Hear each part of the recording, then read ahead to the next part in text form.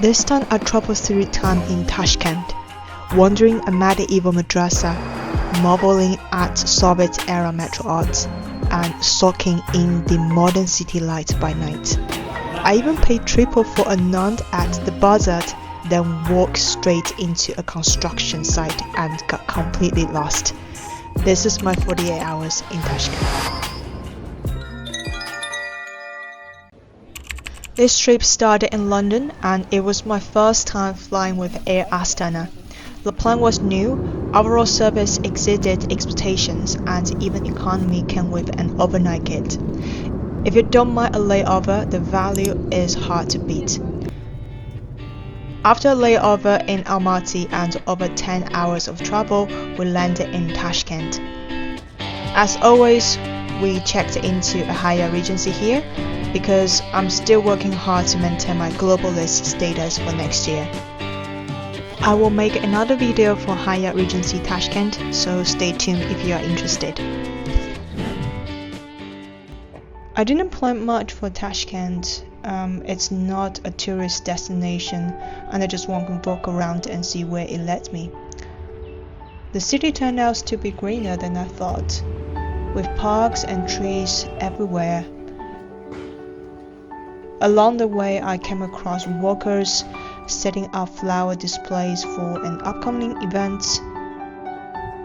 The blooms were so vibrant and I couldn't help but stop and stare. I mean, who can resist a field full of flowers?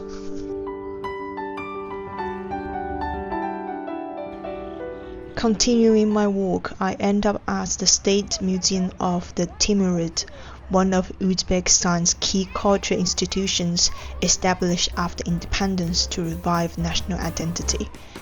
And to be honest, the museum itself didn't really interest me that much, so I didn't go in, but the architecture is worth a look on its own.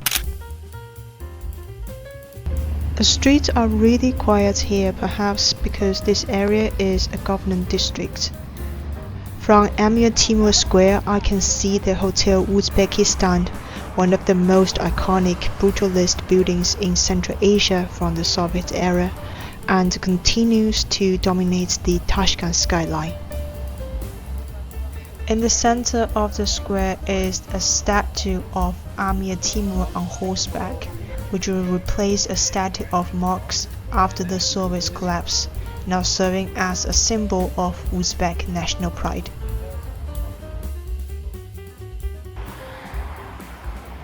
Leaving the square, we arrive at another park, but it feels more like a small amusement area, not just a park. There were so many people playing table tennis, which surprised me a bit because I didn't know it was so popular in Uzbekistan. And there were also playing grounds facilities, a lot of street vendors, and people casually drinking tea nearby.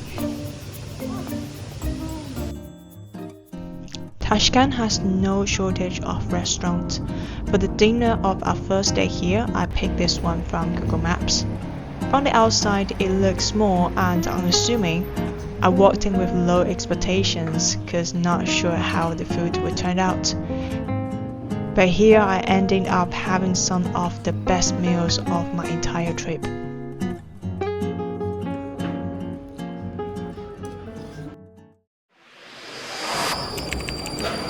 Today we are heading to the other side of the city. Tashkent lost most of its old town in a 19th century earthquake. Kokaldash Madrasa was built around 1570, has weathered centuries of change.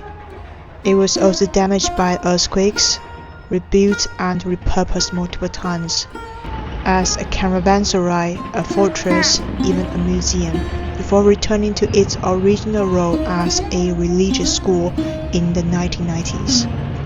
It may not match the grandeur of Samarkand or Bukhara's madrasas, but it shares the legacy of adopting through the ages along the Silk Road.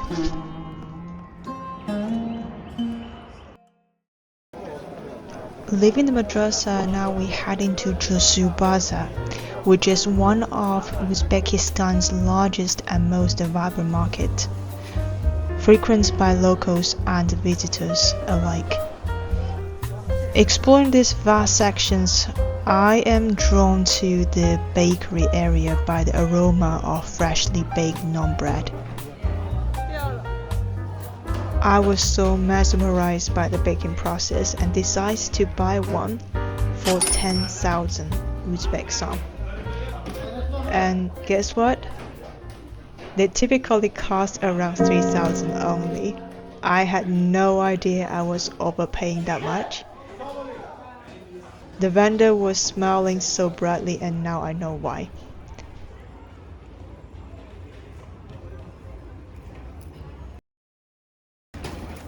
With a bread in hand, we thought we would walk to the Hazrati Imam Complex. According to the map, it said about 30 minutes on foot. It seems doable, but what followed was a walking nightmare. We tried to take a shortcut, but went straight into a construction site. Dust everywhere. At first, I thought it was just one section under renovation.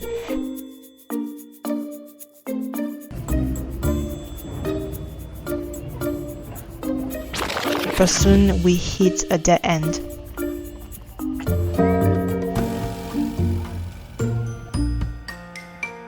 Okay, locals just told us we have to go all the way back and there's no taxi around, so we have to keep walking. 2,000 years later. I can't believe we have been walking for an hour and finally we are around the corner. If you plan to come here, promise me you will take a taxi. Just don't walk.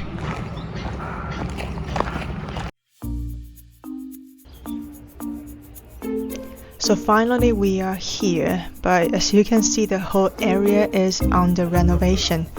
It's one of those places you will regret not visiting, but also regret visiting. Maybe visit here when the construction is completed, and that will give you a better visiting experience.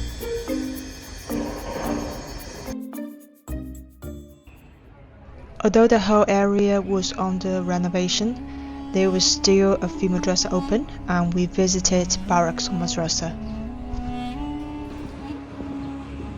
Baroqxon Madrasa was built in the 16th century.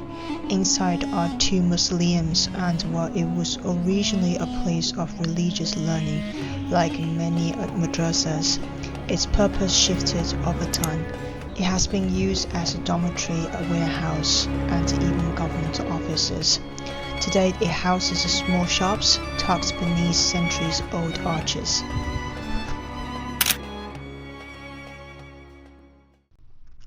Compared to tourist hotspots like Samarkand or Bukhara, Tashkent isn't exactly a go-to destination, but I have to say the Soviet-era aesthetics of its metro stations are unlike anything you will find elsewhere.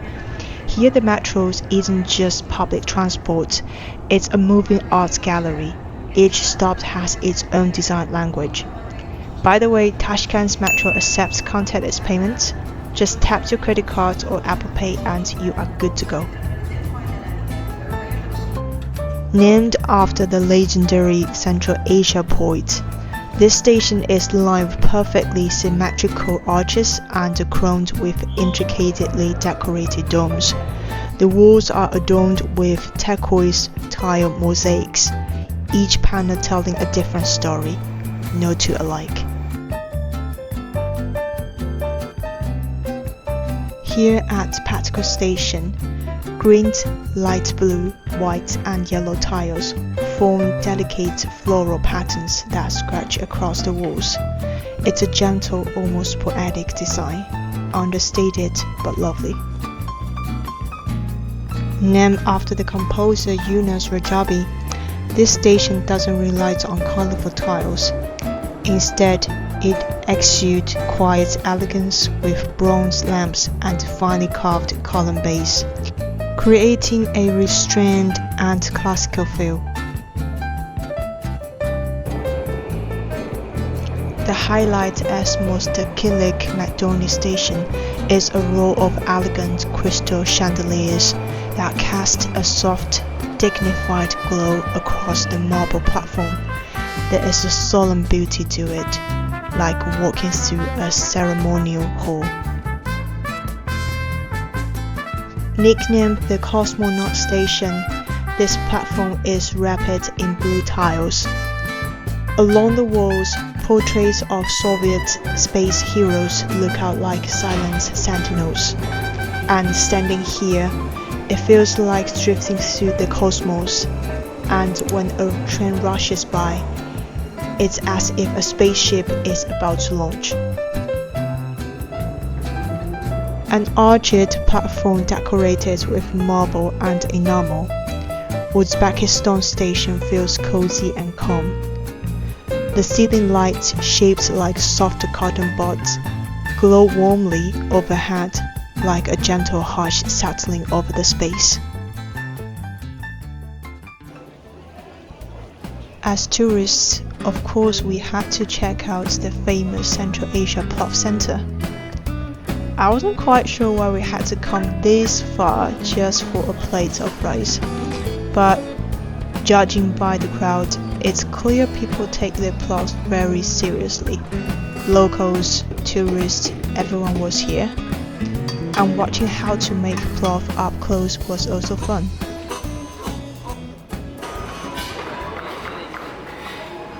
Hang on a minute. Did he just mix cold plov with hot plov before serving it? Okay, I get it. After seeing that, and with the crowd being what it was, I decided to pass this time.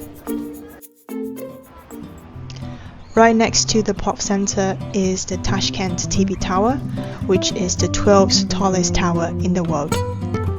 I'll be honest, I wasn't exactly tempted to buy a ticket and go up, but it does make a pretty great photo subject.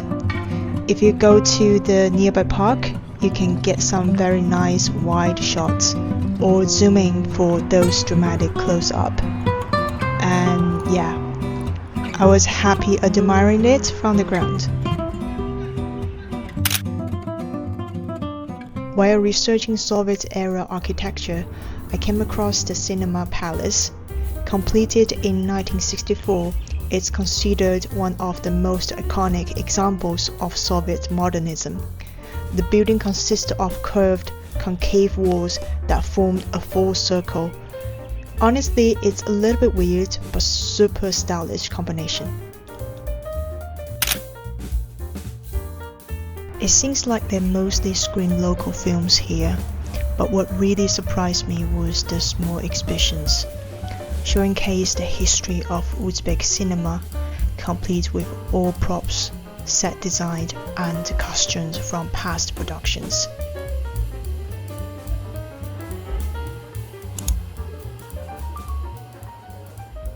After leaving the Cinema Palace, we stumbled across the Alisher Navoiy State Museum of Literature. This legendary Central Asian poet is everywhere in Tashkent. It feels like you can't go 3 blocks without running into something named after him. Unfortunately, the museum was closed, and now actually I'm thinking about this. Quite a few museums in Tashkent were closed when we visited. I'm not sure if it was a Monday thing or just a Tashkent thing. And a short walk ahead brought us to Tashkent City Mall, probably the newest and the flashiest shopping mall in the town. Inside you will find pretty much everything you would expect from a modern mall. And by the way, foreign tourists can claim VAT refund at the airport. So happy shopping!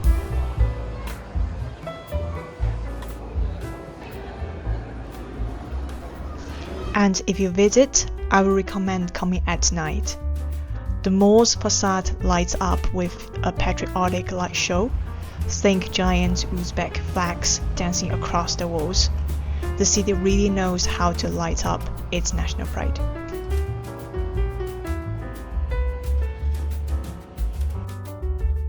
And that wraps up our 2-day trip in Tashkent. Next, we are heading to Samarkand and Pokhara. If you are curious, those videos are just a click away. Uzbekistan was a blank page to me at first. I knew about its grand Silk Road legacy, but its capital feels quiet, almost like a gateway city rather than a destination. Maybe that's why I came with no big expectations, and maybe that's also why I ended up being pleasantly surprised. Turns out, this city has more to offer than I expected, with little moments that made the trip unexpectedly fun. Thanks for coming along, and see you in the next one.